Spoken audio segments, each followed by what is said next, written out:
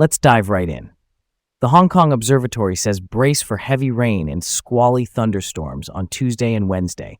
Squally just means gusty and sudden. Commutes and outdoor plans might get messy, so keep that rain gear close.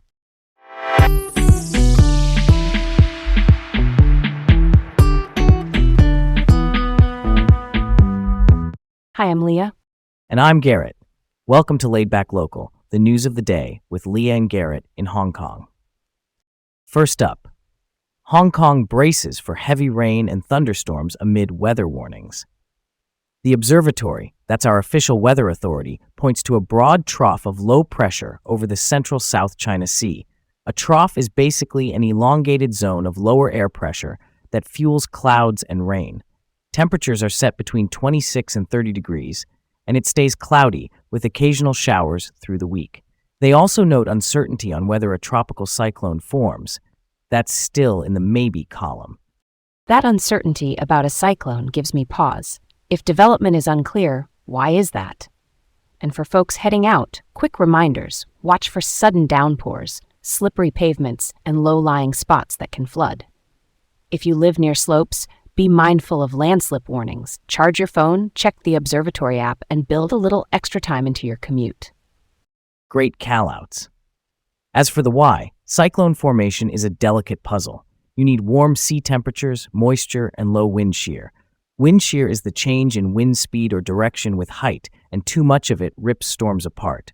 Right now, signals over the central South China Sea are mixed, so stay weather aware. If thunder roars, head indoors.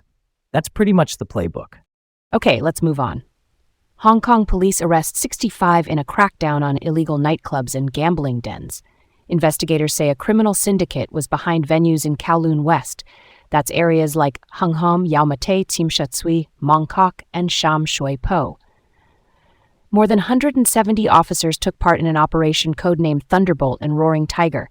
They seized about 190,000 Hong Kong dollars worth of suspected drugs. Charges on the table include drug trafficking, illegal gambling, and money laundering. Yeah, totally.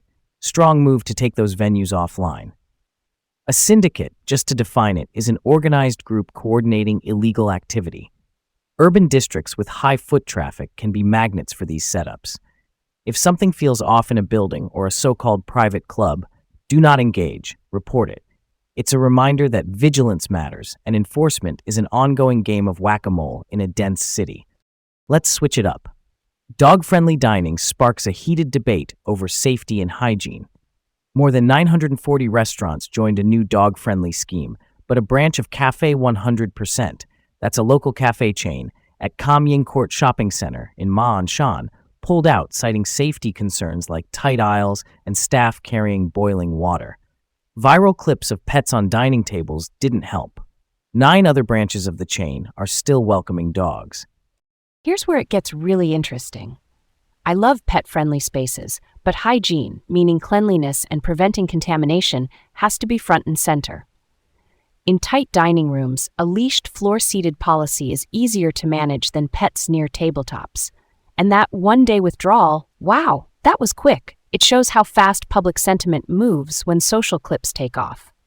Maybe clearer house rules and layout checks could keep the idea alive without compromising safety. Okay, shifting gears from shared public spaces to the property scene.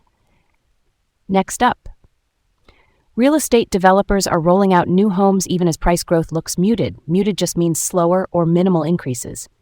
Sun Hung Kai Properties, the city's largest developer by market cap, released a price list for 120 units at Garden Regency in Kam Tin North.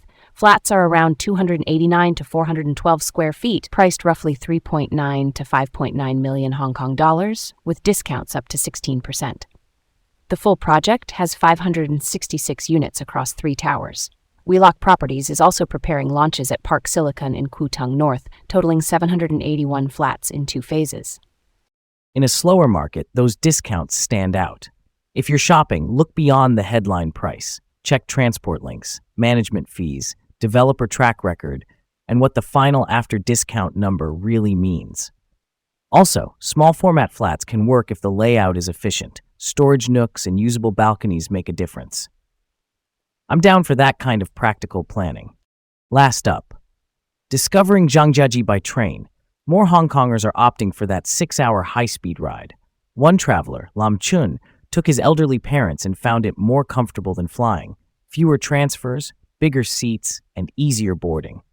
With direct trains now reaching 113 mainland destinations, cross-border rail has become a real alternative. Zhangjiajie's sandstone pillars, the ones that inspired the movie Avatar, make the scenery a big draw. Totally get it. Trains can be kinder on joints and nerves. You walk on, you sit, you roll. For multi-generational trips, simple comforts matter. If you go, book seats together, aim for luggage that fits overhead, and bring light snacks and water. And yes, that long ride trades airport hassle for actual relaxation. That's a story worth telling. Thanks for tuning in to Laid Back Local, the news of the day, with Leah and Garrett from Hong Kong. Stay safe and see you tomorrow.